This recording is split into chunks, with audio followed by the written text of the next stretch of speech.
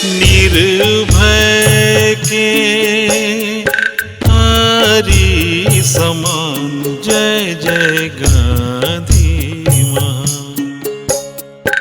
अविचल जिमि हेम जय जय गांधी महान जय जय गांधी। गांधी जी छत्तीसगढ़ से सीधे कांग्रेस के 35वें अधिवेशन में भाग लेने के लिए नागपुर पहुंचे और वहां जाकर उन्होंने असहयोग आंदोलन का प्रस्ताव रखा। असहयोग आंदोलन गांधी जी का राष्ट्रव्यापी पहला आंदोलन माना जाता है। गांधी जी अंग्रेजों के विरोधी नहीं थे। उन्होंने प्रथम महायुद्ध के समय अंग्रेजों को धन और जन दोनों से सहायता किया था। उन्होंने लोगों को प्रेरित किया था कि लोग अंग्रेजों की सेना में भर्ती होकर के उनका साथ दें। उनको विश्वास था कि अंग्रेजों को साथ देने पर वो भारत के राजनीतिक विकास के लिए कार्य करेंगे। प्रथम महायुद्ध के समाप्ति के साथ ही अंग्रेजों का साम्राज्यवादी हिंसा का रूप दिखाई देने लगा था। रौलट एक्ट और उसके विरुद्ध जालियांवाला बाग में जो सम्मेलन हुआ उसमें निहत्तर के ऊपर जो गोली चलाई उन्होंने और सैकड़ों लोगों की हत्या की। इससे गांधी जी सहयोगी से असहयोगी हो गए और तब उन्होंने सोचा कि भारतीय आम जनता की समस्या को लेकर वे एक राष्ट्रव्यापी आंदोलन छेड़े। छत्तीसगढ़ से गांधी जी नागपुर गए। वहाँ पर पंडित मोतीलाल नेहरू ने उनका साथ दिया और पंडित मोतीलाल नेहरू के साथ देने के कारण कांग्रेस सम्मेलन में उनका यह कार्यक्रम असहयोग आंदोलन के रूप में पारित हो गया, जिसमें एक बहुत महत्वपूर्ण आंदोलन था जिसमें कृषक जुटे हुआ था लगान न दो आंदोलन। उन्होंने राष्ट्रीय शिक्षा, अंग्रेजी स्कूलों से बच्चों को निकालना, अंग्रेजों के द्वारा स्थापित जो न्यायालय था उन न्यायालय का बहिष्कार करना, आम जनता या हम जिसको कहते हैं सबाल्टन की राजनीतिक जागृति में असहयोग आंदोलन के कार्यक्रमों की बहुत बड़ी भूमिका रही है। 26 दिसंबर सन 1924 की यंग इंडिया में गांधी जी लिखते हैं कि असहयोग और सविनय अवज्ञा सत्याग्रह का ही स्थूल प्रकार है। असहयोग वही संभव है जहां पर सहयोग की स्थिति बनी होती है। गांधी जी ने अंग्रेजों के अन्याय को देखते हुए भारतीयों से अपना सहयोग हटा लेने का आग्रह किया।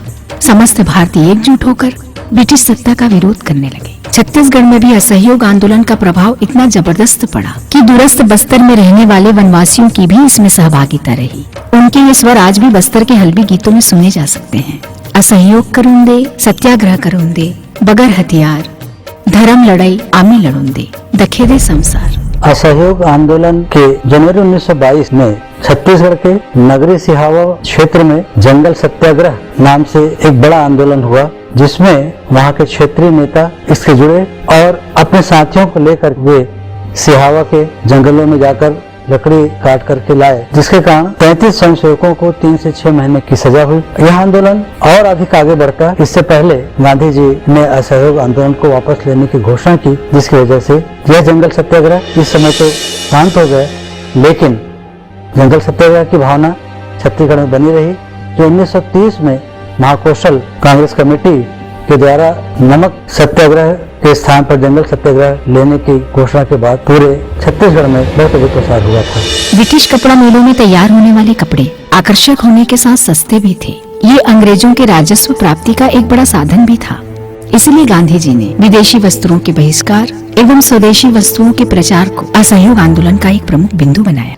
महात्मा गांधी ने स्वदेशी और विशेषकर चरखा ये दोनों अपनाने पर बहुत जोर दिया था और इसे अपने कार्यक्रम का एक अभिन्न हिस्सा बनाया। भारत उपनिवेशवाद का जब शिकार बना तो सबसे पहले भारत के उद्योग धंधे चौपट किए गए। चरखे के माध्यम से सूत काटकर वो भारत की उस पुरानी कॉटेज इंडस्ट्री को रिवाइव करना चाहते थे, जो भारत का नाम पूरे विश्व में स्थापित कर चुका था, क्योंकि उनकी लंकाशायर और मैनचेस्टर की इंडस्ट्रीज भारत की इस सूत के सामने टिक नहीं पा रही थी। इसलिए महात्मा गांधी ने खादी घर घर में आए लोगों को आत्मसम्मान की भावना उनके दिलों में भरे और भारत को आर्थिक संपन्नता वापस दिलवाए और अंग्रेजों की अर्थव्यवस्था के ऊपर आघात करे।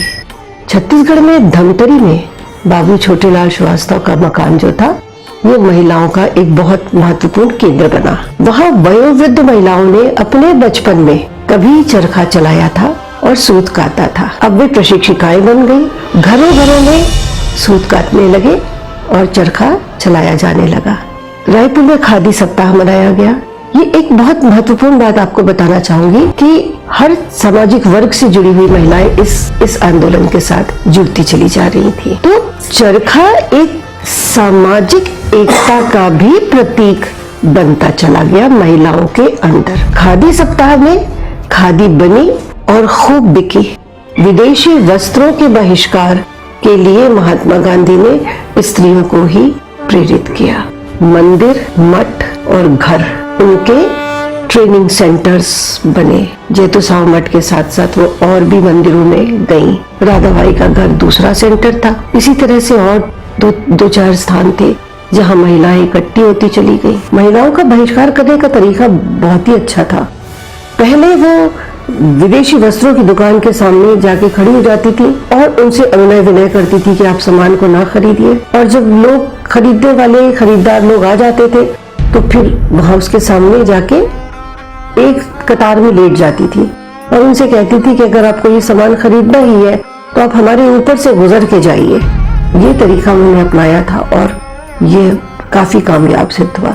उसके बाद वो उनसे कहती थी कि देखिए अब तो आपका सामान बिक नहीं रहा, आप क्यों नहीं इनकी होली जला देते और हमारे साथ इसमें शामिल हो जाते।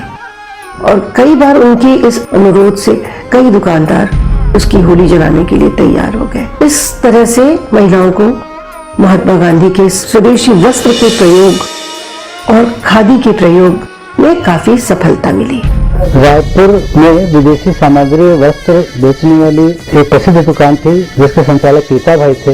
इस दुकान के समक्ष महिलाओं ने पिकेटिंग किया। उन महिलाओं को हटाने के लिए चीता भाई ने थाने से पुलिस को बुलाया। उन पुलिस वालों ने महिलाओं के साथ अभद्र व्यवहार किया था। सन 1930 में सविनय अवज्ञा आंदोलन तक महिलाएं जागरूक हो चुकी थी। घर की चहारदीवारी से निकलकर डॉक्टर राधाबाई, खूबचंद बघेल की मां श्रीमती केकती बाई एवं फूलकुंवर बाई ने पिकेटिंग में बढ़ चढ़ कर हिस्सा लिया और अनेकों बार जेल की यात्राएं भी की। सन 1921 में अंजुमन बानो के नेतृत्व में महिलाओं ने रायपुर रावण भाटा के मैदान में खादी के वस्त्रों की प्रदर्शनी लगाई तथा इस प्रदर्शनी में चरखा के महत्व एवं स्वदेशी वस्तुओं के प्रचार प्रसार पर बल दिया गया। नानपून छोकरा पहिरला पागी, गांधी बाबा के पहिरबो खादी।